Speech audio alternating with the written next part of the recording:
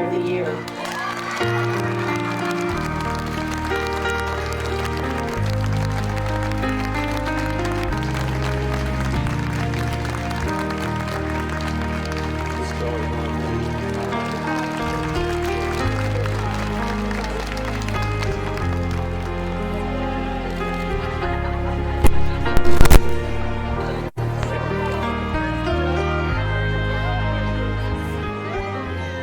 In 6th grade at West Park, we have a motto that says, make an effort, not an excuse.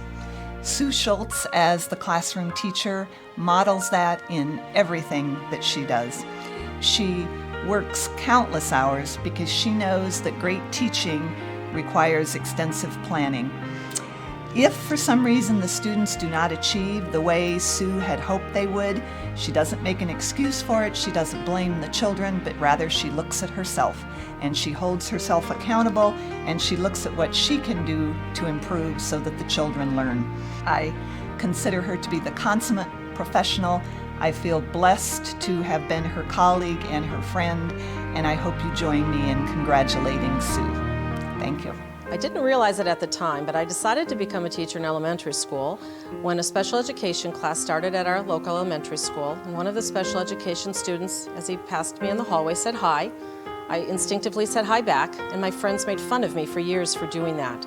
So when I got to college, I decided to go into special education, and I didn't want other people to be so ashamed and fearful of interacting and saying hello to special needs students. And so that's how I ended up in special education. She's the bestest teacher I met because she was met at a meeting of a teacher. Miss Schultz is fun. She dresses up for almost every occasion. That makes learning very, very, very, very, very fun. The reason I teach is after all these years I've come to appreciate those unexpected teaching moments that aren't in your lesson plan that you need to be aware of. And I realize I miss most of them, but when you catch on to one, it's very exciting. For example, recently the students were working on a writing project, and I reminded them that tomorrow we were going to have class elections. I noticed one boy close up at the front of the room got out a piece of paper and he wrote on it, "Sam for President." Sort of looked over at me and I didn't say anything. He then held the paper up to everybody at his desk and showed it to them, and they were looking at him, looking at me, still didn't say anything. I recognized something was happening and I wanted to go with it, and I didn't really know where it was going. And then another boy got up and he wrote on the board behind me that he wanted to run for vice president. Then another special day class student got up and on the board he wrote Kevin for vice president. Turned around, walked back to his seat, and then came back and started to erase his name. And I said, "No, Kevin." I said, "You are participating too." Then another boy put a paper on the board that said, "Don't vote for the Frenchman, vote for the Korean." And it's at that time I stopped and I said, well, asked about that, and he said, "Well, no, he's my friend." And I said, "Well, that's negative campaigning, and that isn't what you do in an election." I was so impressed later on as to what gave that first boy the courage to want to stand up and say, "Vote for me." He was a quiet student. And it's those kind of moments that when you go with it, that you can teach a lesson better than anything sometimes you've had planned before. I think there are two great motivators for me in teaching, coming to school every day, and one is just the class. One is looking at their faces and seeing the hope of the future.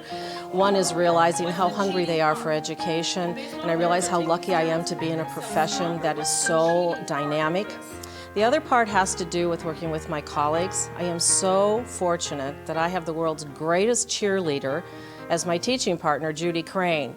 And I can't imagine coming to work without her smiles, her encouragement, and the encouragement of all of my peers. I am a better teacher because of every other teacher I've ever worked with. My experience in the classroom has been dynamically impacted by her influence, as she has enriched my awareness of the uniqueness and beauty of all children. We learn hard, we live happy, and we share a joyful spirit daily in rooms 10 and 11. How great is that? I feel so fortunate. Congratulations, sis. You're simply the best. Being selected Teacher of the Year for Irvine I find to be incredibly humbling, and I have just enormous gratitude for this honor. And I owe it to all the teachers and administrators I've ever worked with. Miss Schultz is what she teaches. When she teaches, she is, if we're learning about ancient China, her classroom is ancient China. When we're doing a business letter, she is a business person. What she does is gives a feel for what we are doing, so we don't just learn memory or words about it, we actually experience what we're learning. The best advice that I could give a teacher entering the field now is to let them know there are many more careers that are more glamorous, that are going to pay a lot more money. But you won't find another career that when you go home at night, you know you've made a difference in one child or in the whole class sometimes. And sometimes you won't even know when you've made that difference. And years later, a student will come back, a parent will come back and say, you know, you really made a difference in my life. And that's why it's an incredible experience to be a teacher. She gives everyone a fair chance. If they don't get it the first, the second, or the third, or maybe the fifth time, she'll still give them another chance. She believes in everyone, and she loves Starbucks. She's just like the best teacher you could ever have, ever. And she's a great teacher and a great friend.